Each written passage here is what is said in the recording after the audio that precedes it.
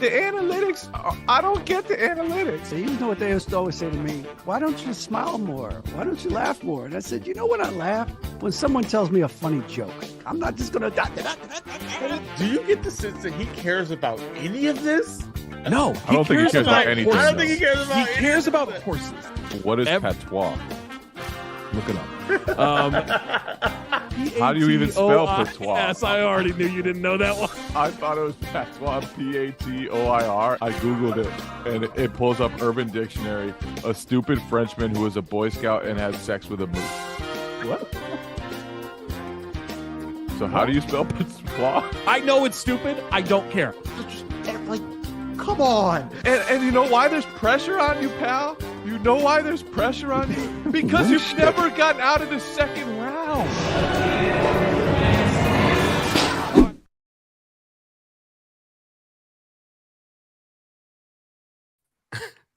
Hello and welcome to the Daily Ding on the Athletic NBA Show. I'm Dave DuFour here with Keith Parish and Mo Dakhil because it was too much weekend update for two people. We've got Keith in LA, finally enjoying some nice weather. Mo, we got some kick-ass basketball this weekend, and we got to start with the game that just finished. We had the Timberwolves and Nuggets, and I thought we were going to be talking sweep. I broke out the Sombor Shuffle shirt here for the live stream over on YouTube, and I'm left disappointed. And all I got to say is the Nuggets look like a bunch of people who were about to have a week off, and they were coasting through their last day at work, and then they tried to hurry up at the end of the day and finish it, and they just couldn't pull it off. Mo went into overtime, and they drop it 114 to 108. Anthony Edwards was incredible. Your take's a little bit different than mine. The Wolves really tried to go home on vacation. They were up 12. They were up 12 with 2 minutes left and gave up a 12-0 run to go to overtime.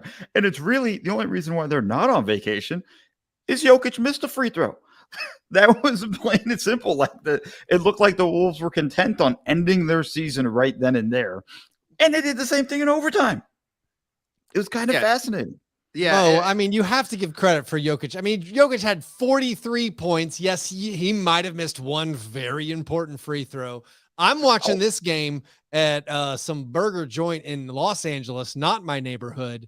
And I got to say, all employees and patrons at the bar, we were losing our minds as like the Timberwolves had this game won. And I was like I have a soft spot for the Nuggets, but I was like, you can't lose like this if you're the Timberwolves. You can't go out. You can't blow a double-digit lead with like 2 minutes left, get outscored 12 straight points to finish the game. Like, you can't end your season like that. You got to give those season ticket holders that game 4 win. Sure, you can end your season next game. Go end your season in Denver. But it was a terrifying end of the regulation. I was happy that Nickeil Alexander-Walker came through in overtime. He did not want to start his vacation. He wanted to keep this season alive. Yeah, and fittingly, the game-clinching three was made by Anthony Edwards. I mentioned he had 34 points, 5 of 12 from three. Just another incredible performance from this guy this season. And we've talked about this all year long. I mean, the three of us have, and separately. It's his team. And as this team goes, he needs to go. And getting behind him is sort of the key to their future. And, I don't want to get into the offseason for him yet. But I think the end of this game was a statement from Anthony Edwards that this is his team and this is kind of his time. Do you think he smacked Kyle Anderson in the face because he wanted Kyle to know that had to get him out team? of there? He's like, Kyle, listen, this is my team. I'm going to smack you in the face now. Get better, Kyle. Yeah, Kyle Anderson, just friendly fire left and right wherever he goes. That's right. It's wherever he goes, somebody's trying to hit him, and it's not always somebody on the opposing team. It's a tough break for him. I think, Dave, to answer your question, though, I think just we've known this has been coming. I think it's more Edwards kind of letting the rest of the world know that, this is my team. I think the Wolves know it. I think Cat knows it. But I think it's more just him kind of putting himself on the map for everybody else on a pretty big stage to knock down that massive of a shot. Yeah. He's also, Dave, I say he's like deferred to the media before when they've called him a young star. He says like, I'm not a young star yet. And we've seen some of the growing pains. I mean, last year in the playoffs in the first round defeat to the Grizzlies, he was incredible, but then he like had a terrible game, a very unfortunate game in the play-in this year. against the Lakers. So it's refreshing. I mean, yes, the series might not be over, but it's probably over. But like to see him at least give this for the home fans and to now run off, 3 consecutive games where he's gone 41, 36, and 34 in the postseason. Like this guy's legit, and he might think of himself. I don't know. Keith, that's all downward trending. Oh, it is. Those numbers was all downward going trending. Right. So I think right, it's you know what? Point. Just throw it all away. He took 27 shots tonight in a playoff game. I mean, that's superstar right there. Well, also to good joke, Mo, but pointing to like Anthony Edwards like play this season and his development as becoming a young star. He doesn't just do it, with the points. It's getting blocks and getting steals. I mean, he's putting up, I'm not going to say like 87 Jordan numbers, but like the man is fierce across the board, and he's a very exciting young prospect. Yes, hopefully the front office knows this is his team. Everything we do going forward, whether it's in this postseason or in the offseason, is to serve Anthony Edwards, a rising young superstar. Yeah. All right. Warriors Kings. The series is now tied at 2. The home teams just keep winning. And guys, this game, 126-125. It was electric. De'Aaron Fox down the stretch. I believe in De'Aaron Fox once it hits the fourth quarter. And he finished the game with 38 points, just made big shot after big shot. Mo, this series is kind of what basketball is all about. I mean, we've got a great story of an up-and-coming team against the reigning champions who are at the tail end of a dynasty. Their head coach was the lead assistant coach for a couple of titles, just left. He knows all the buttons to push. And now we're tied at 2-2. The end of this game, they now know each other so well, Mo, that they're essentially pre-switching pre-switches. It's remarkable basketball. Yeah, I mean, I just think I think you sort of buried the lead. Steve Kerr is breathing a huge sigh of relief. Oh, hell yeah. with his timeout usage in this game was god awful, to the point that Steph did the Chris Webber and called a timeout and got teed up. I mean, up 4, and then they did that. I mean, it was just, I was shocked by all of that. And I think that was a massive one there. But you make a great point in that, with Mike Brown kind of knowing all the tricks and things like that, it goes a long way in this series. But Dave, I kind of just feel like if I'm the Kings, I'm a little bit worried right now. All the momentum going the Warriors' way. Yeah, they played tough. They've fought through all of these things, and we know the Warriors are terrible on the road, but like they couldn't get one of these games. And with Draymond missing game 3, like I feel like that's got to be a moment where you're the Kings. You're kind of like, oh boy, we might be in trouble. I know we feel that way because when you're the defending champ and when you have Steph Curry and when you're just this dynasty of the Warriors, we feel like, until proven otherwise, we assume they're going to come through. But like the Kings have home court advantage. They won in I was just called Arco. They won at their home court, like despite not shooting the basketball very well. Like they actually, I felt like found themselves this game. Like they started making shots. Keegan Murray showed up once again, and like De'Aaron Fox is that guy. So like, despite the fact that the Vegas lines have shifted and now heavily favor the Warriors to win this series, I mean, it's a best of 3, but 2 of those 3 are going to be the Kings playing at home. And like this game right here, the Warriors wanted to give it away. The Warriors are addicted to turnovers. They love turnovers. They invented new turnovers. They had Steph Curry calling timeouts when he didn't have a timeout. Like they gave the Kings the chance to win this. Yeah, but Keith, Harrison Barnes had a shot, man. We constantly forget the fact that game 1 also came down to the wire. Like we make it seem like the Warriors got blown out in both of those games in Sacramento, and that's just flat out not true. And I think that's one of the things we tend to forget. Like everybody goes like, well, the Kings played them tough in San Francisco. Well, the Warriors have played them tough. And, listen, apart from, an Andrew Wiggins 3 in the corner that he missed that would have given them the lead, and, Curry missing that one, pretty dumb play from Draymond stomping on Domantas Sabonis' chest, they could be up 3-1. Like both teams can look around and say we both could be up 3-1. So I don't feel like this is one of those things where you can say, hey, like we should be. I think the Kings should be more worried just because the Warriors have been here before. you just said it. They found Keegan Murray this game. There's no guarantee you find him again the next game. He's a rookie playing big playoff minutes. Like, I think this is one of those things. Like, you got to go with the experience at this point. Yeah, and he did have 23 points in this game, was 5 of 7 from 3. Spaced the floor for him the entire game. And I actually thought his defense was not too bad. Draymond Green back for this game, came off the bench. Him and Steph had a powwow after game 3, where apparently Draymond sat in traffic driving to the arena so they could have this meeting, and decided Draymond would come off the bench. I don't know if this is supposed to be some sort of penance, or maybe it's just a public gesture showing that he's part of the team. He's no different or better than anyone else. But he came off the bench, and it didn't cost him anything, Mo. Well, I think it's just important to realize that it's not – I don't think it was penance. I think it was actually good basketball strategy. I mean, Dave, you said this on Nerd or She Wrote. You asked the question if that was going to happen. And I was like, no, you're crazy. You're silly, Dave. And you were right. Plain and simple. And I think the strategy behind it was playing one big worked so much better for the Warriors defensively against this team than anybody else. And I think, that was the game changer right there. And that might be the change that we see going forward that continues on with them and has them winning this series. I think that's going to be a big part of it. And it allows them to play a little faster. So I think what I'm going to find interesting about this game 5 is like they went away from Draymond coming off the bench. In the second half, they started Draymond. But I do feel like them allowing Wiggins just to play that 4 with Looney at the 5. Like you saw Looney and Wiggins have great games. Wiggins finishes with 18 points, also 4 blocks, 2 steals. He's getting all the rebounds. Like the rebounding of Wiggins and Looney, it was a driving force of them winning the title last year.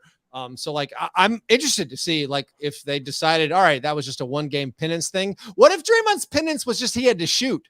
What if they said, hey, man, your job, you have to shoot like a lot today. He was 3 for 14 from the field, trying to be a little bit more of an offensive threat, I guess. I think maybe that was the internal punishment. They're like, hey, man, if you don't shoot 12 times, you don't get to play next game. Proves the point, though. As long as you're not a hesitant shooter, you functionally can help the offense. So just taking those shots within the flow of the offense was important for Draymond in this game.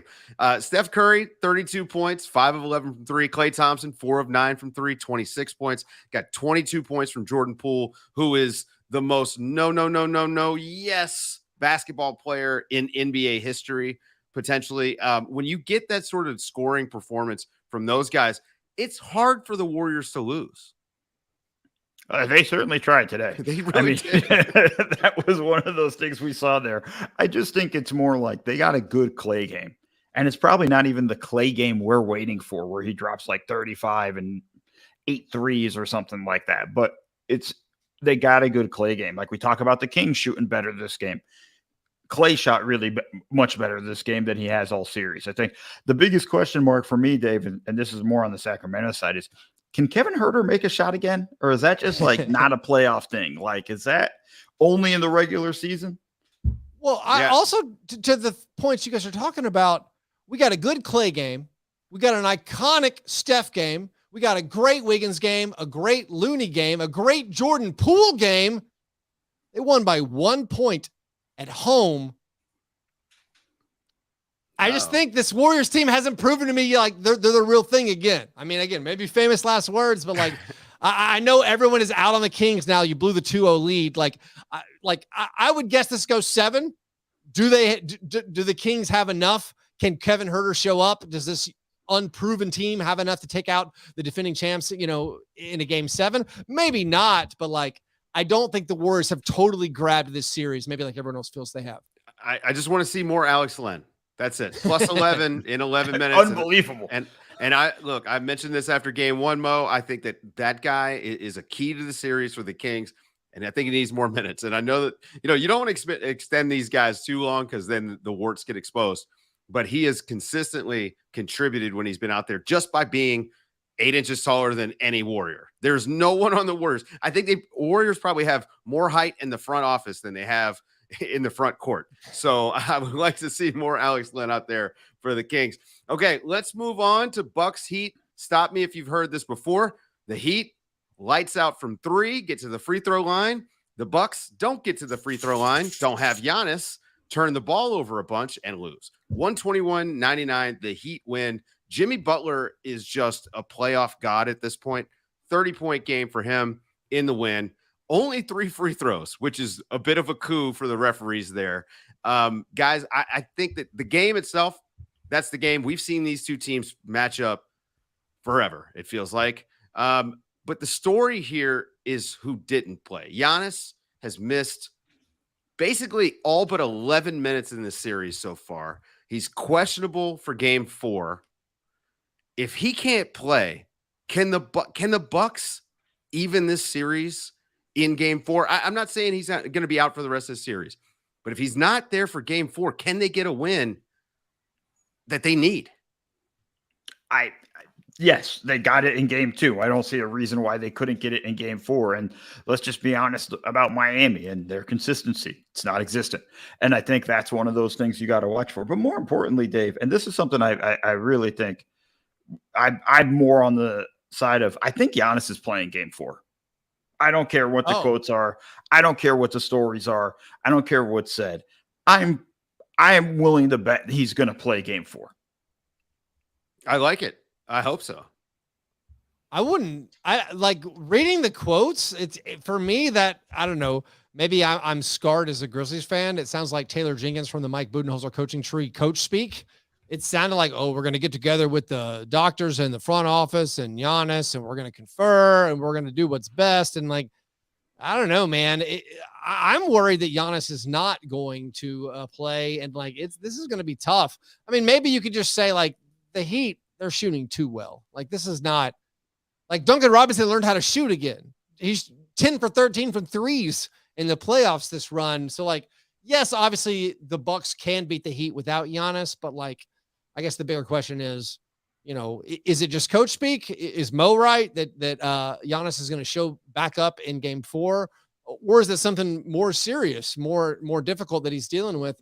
And if that's the case, I mean, the Eastern playoff race got way less interesting in my mind. I think we got a good question here from the YouTube chat, guys. It is just from Epic Open World. How effective would Giannis even be if he can play? If he's had to miss the previous 2 games, it's a back injury. I mean, this is not, we're not talking about a guy who just stands in the corner. I want to rewind a few years to when we thought Giannis was completely done in the conference finals. There you go. And then just remember what he did in the finals. So we don't know how serious this is. Again, I still think he's going to play. There's a fair reason to have skepticism. I just don't believe anything a coach says right now that comes out of their mouth right now at this point in the season. I think they all think they're gamesmanship and we're being clever and all of that stuff. I just don't buy that. But he's proven to be pretty effective when he steps on the court. So I'm just going based off history and everything that he's probably, if he's going to step on the court, he's going to be just fine. All right, let's swing to Saturday night. We had the Lakers with the Grizzlies in town in LA. Got Keith in town for the game, and the Lakers just spoil Keith's vacation. 111-101. The Lakers win over the Grizzlies. Ja Morant was back in a big way. Keith, it was 45 points from Ja Morant. That was unexpected. It was unexpected, and I have to specify for tax reasons, this is not a vacation. I'm here covering the Grizzlies game. No, it was, Ja came back, and the questions before the game, I think among everybody, was like, how effective is Ja going to be? Is a limited Ja better than Tyus Jones? What are we going to see from him? And then you saw the first quarter, and the Grizzlies scored 9 points, which is the fewest points any team has scored in a quarter this season. They were down by 26 after the first quarter, and it was like, oh, well, this has gone poorly. Anthony Davis continues to absolutely dominate the paint in this series. But then, of course, Ja Morant heated up. It was sort of exciting, but not really. I mean, they never got closer. They cut it to 9, I think, in the last couple minutes, but the game was over by then. And yeah, the Lakers now, I mean, you're seeing Anthony Davis play again, peak of his powers, and this is what Lakers fans dreamed of, like a healthy LeBron, a healthy Anthony Davis. And now the Grizzlies are kind of in a world of hurt and asking a lot of questions about themselves, like what's going on with Bane? Are we good enough to take this team out that has 2 Hall of Famers? Well, one of the questions being asked is Dylan Brooks.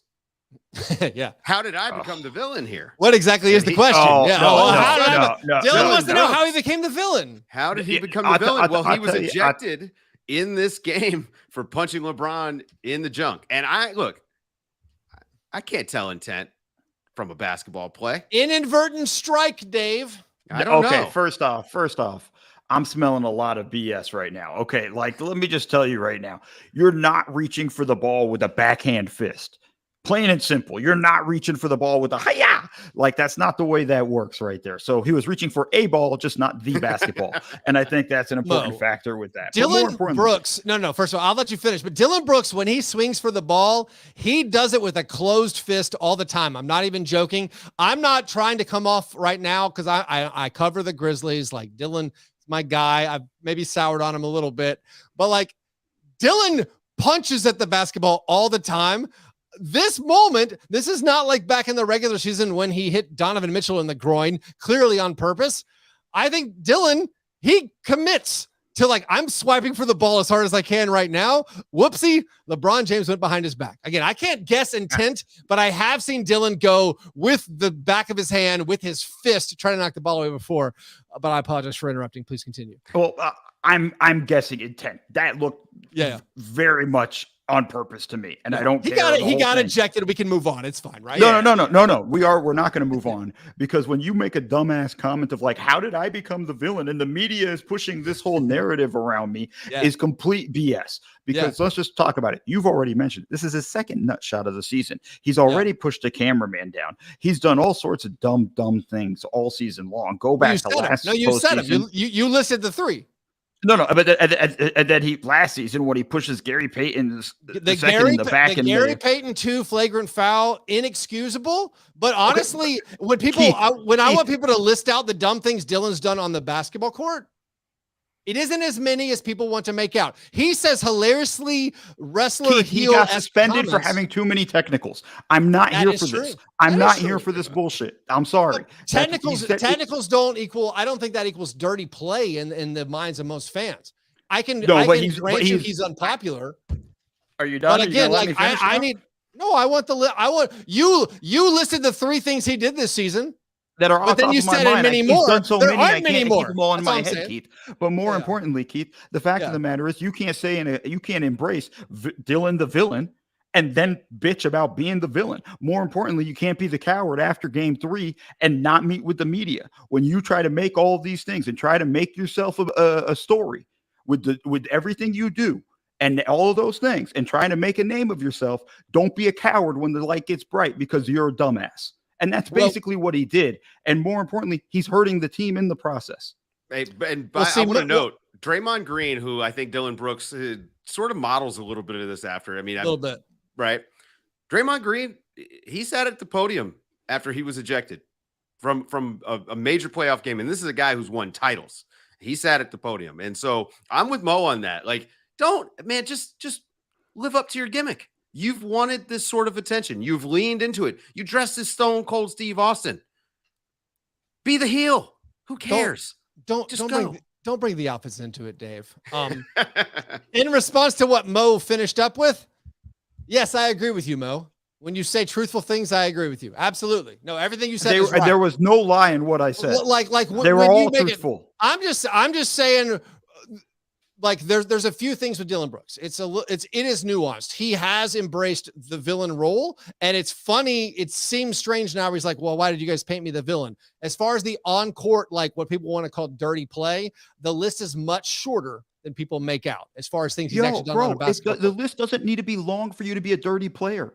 The list doesn't. You broke a dude's hand in a playoff series. The list doesn't need to be long. We have seen. You want to keep saying that, but it's not a long list. It doesn't have to be. A nut shot. 2 of them in a season is enough. I'm granting you that, but Dylan Brooks does not receive the same like attention, like kicking someone in the groin like Joel Embiid does. He's apparently doesn't have the history. Like, that's should have gotten a flagrant 2. There's no question. But don't give me whataboutism. But what you said, don't give me whataboutism. No, I do want to agree wholeheartedly with what you said, where when he embraces this, if it is a villain role or whatever he thinks he's doing, he's bringing attention upon himself, and it has had a negative impact on the Grizzlies, and it has had a negative impact on Dylan Brooks's play. I don't think Dylan Brooks is a good enough basketball player to make the game all about him, because we've seen this now.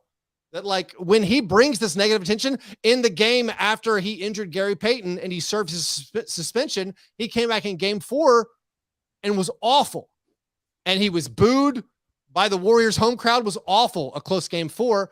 Then in this game, game 3, he's playing against the Lakers. They're booing him in the pregame 90 minutes before tip-off. They're laughing at him as he misses shots in the pregame. He comes out and is horrendous in the first half, and he shoots 13 times and he misses 10 of them, and then he gets ejected early in the game. Like, you made this bed, Dylan Brooks.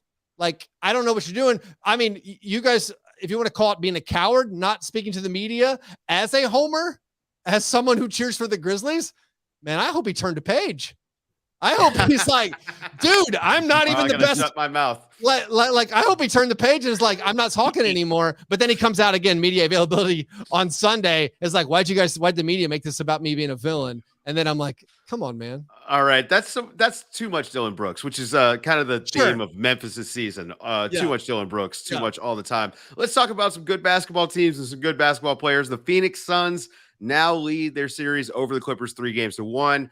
Obviously, Kawhi Leonard hasn't been out there. They haven't had Paul George this whole time. Russell Westbrook has been, a nice story. He's been pretty good. And Mo, we've been singing his praises, especially for the effort that he's brought on the defensive end. And he did that again in this game, but it's just, they don't have the talent. The Clippers just don't have the high-end talent to compete with the Suns and their shot making. I mean, it's a sad series because there's no Kawhi. Yeah. First off, Russ has shown how he could fit in the league still. And it's put him on a team where he just gets to have the ball in his hand the whole time and just attack. His effort defensively has been awesome. It's not going to be enough. It's not going to be enough for them to win this series. It's not going to be enough for them really to extend it much more.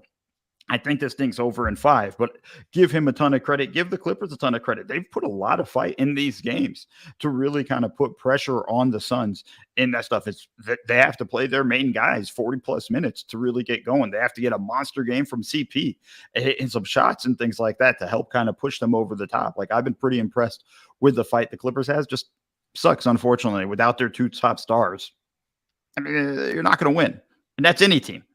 It also stinks. Apparently, they're required to play Marcus Morris all the time. I don't know what that required to run their offense through him. Well, in his contract, that's actually. Injuries. It's based on injuries, he contractual. doesn't have much choice at this point for Ty Lue. Like, we could say all that, but like, who's left on the bench that's healthy? Like, Batum's giving them absolutely nothing. Like, this entire series. I think the interesting angle for this series, and this is a game I also got to go to, in LA, it was like, the Suns haven't been overwhelming yet. They were awesome in the regular season when KD played, but they haven't really been overwhelming. It was great to see Chris Paul, have an awesome fourth quarter in this game 4. But like, I feel like the Suns are still, it's a weird situation where they might be the favorites in the West just because they have Devin Booker and Kevin Durant. But I still feel like they're trying to figure it out. Like, they're searching, trying to see like, are we good enough to win the title? What do we have to do? What adjustments do we have to make? And right now, the shorthanded Clippers team is like at least making them fight. I'll say the one adjustment they can make is just run their offense, but we can move on from there. That would help. Yeah. Guys, the Cavs are down to the Knicks 3-1 after the weekend. The Knicks with a 1992 score, 102-93, get the big win. I just want to look at, here's the high score from this series, from every game in this series: 101 points, 107 points, 99 points, and 102 points. This rules, Mo. I know you love this. This is some of the ugliest basketball I've seen, but it's like, it's old school here in that sense. And it's been like a massive rock fight, but give credit to the Knicks pulling those 2 wins. I mean, just completely destroying the Cavs on Friday, but today was pretty tough and they kind of handled it really well. They got a monster game from RJ Barrett. Like, I was really impressed with him tonight, and man, hey, they're going to win their first playoff series since when I don't even remember. Was it Carmelo? Like, did Carmelo even win? No, was it the 99? Like, when was the last time they won a playoff series? Long enough that I don't remember. Like, that long. Like, they don't have any even playoff moments. And now they've got a few. I mean, Jalen Brunson has proven himself to be a playoff performer, a big-time performer. 29 points in this game, 5 of 9 from 3. Got hot late, like, just took over. Just said, this is my game. We're going to win this thing. The Madison Square Garden crowd was absolutely insane for this game. And to the point where I walked away for a second while I was watching the game and stuff was happening.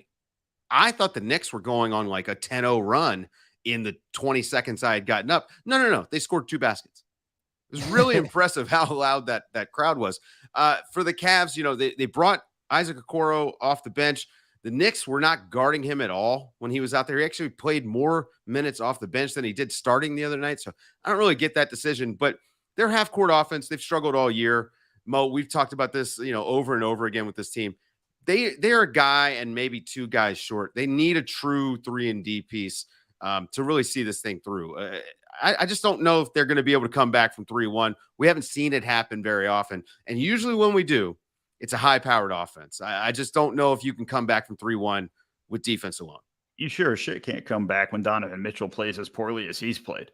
And I think that's kind of the big difference. In the third quarter, when the Cavs made a run, Darius Garland had the ball in his hands, and the offense flowed quicker, had more speed to it, more pace, and more tempo to it. When it was in Donovan Mitchell's hands, everything slowed down, and it was just very plodding and so on. And I think that was kind of the major difference in this game for Cleveland. It's when they had things going, and I think they were rolling with that stuff. And I think that's the challenges you're dealing with in that instance for them. But we should shout out one other thing, one small side story. The Knicks closed without Julius Randle, and he did not look happy. Oh, that was going to be my big story. I was ready for it. Yeah, he was very upset. I mean, Obi Toppin was awesome down the stretch of the game, and credit to Tibbs, I think, making the right decision and just sticking with Obi. But like, there was a shot of him at the crowd, and he looked very upset. And I believe he didn't even meet with the media afterwards. Like, again, instead of being a good teammate, just selfishly, I didn't play, I'm upset, and left. Like, that's some bad stuff right there. Yep. Yeah. Let's go ahead, Keith. You have more. No, I'm ready to move on. I think Mo got it. Yeah, it's just be a good teammate, man. You guys won. You're on the precipice of winning. The people in the YouTube comments saying Carmelo did win a series in 2013, but the Knicks are about to advance on the precipice for the first time in a decade. Be happy. Be happy, Julius Randle. There's a reason it has the team name on the front of the jersey and your own name on the back. That's all there is. The Boston Celtics now lead the Atlanta Hawks 3-1 in a series that should have been over today, Mo. Very annoyed with the Boston Celtics. It's going to be over in the next game because it appears as if DeJounte Murray is not going to be available for game 5 of this series. He made inappropriate contact. We'll call it a little bit of a body bump with a referee at the conclusion of this game on his way out, and had apparently some choice words to whisper in his ear. And the video footage doesn't look great for DeJounte. Yeah, I mean, I think it's just, I would be surprised if he doesn't end up getting suspended before game 5. I mean, that was a brutal, just dumb thing to do at the end of the game and things like that, like that's going to change anything or any sort of kind of intimidation. And I think it was really stupid with a lot of those things. And I see some people are going to say, oh, well, Tatum, in our comments already, Tatum had a contact with the referee. Yeah, the referee was trying to stop Tatum from going at a guy, and Tatum kind of brushed him off. There's a big difference with when you're walking off the court and charging right into the referee's face and trying to give him a little bit of a piece of your mind. Go look up the clip. It's massively different in those two scenarios. And what DeJounte Murray did absolutely should not be tolerated by the NBA. I would say if this was a regular season situation, and I don't know if the NBA league office acknowledges they might do things differently in the playoffs versus the regular season. If this was a regular season situation, I would assume it'd be like a multiple game thing, because like this is a thing, like we all get frustrated with the referees. I personally have been like, it's been a rough year for NBA officials, and I don't understand what they've been doing with the flagrant foul rules and kicking people out for various things. Dylan Brooks earned his ejection. That's fine. But like, it's been a weird year for referees, but you can't have players making physical contact with them after the game. Like when the buzzer's over, to go up and try to intimidate them that way. It's like, there's no place for it in the sport. And like, again, I'd be shocked if he's not suspended. And like, if this is a regular season situation, I feel like they would suspend him multiple games. Yep, absolutely. And last but not least, we have our first second-round team of 2023. The Philadelphia 76ers complete their sweep on Saturday in spite of missing Joel Embiid, who's out with that sprained knee. B-Ball Paul gets to start. 10 points, 15 rebounds. I predicted this to you, Mo. I texted. I said it's going to be a big B-ball Paul game, and it was. James Harden. Text messages. James Harden had 17, 11 assists, 8 rebounds. And for Philly, this is like, man, do they need this break? They need as much time off as they can get. They're probably rooting for Boston to somehow go 7.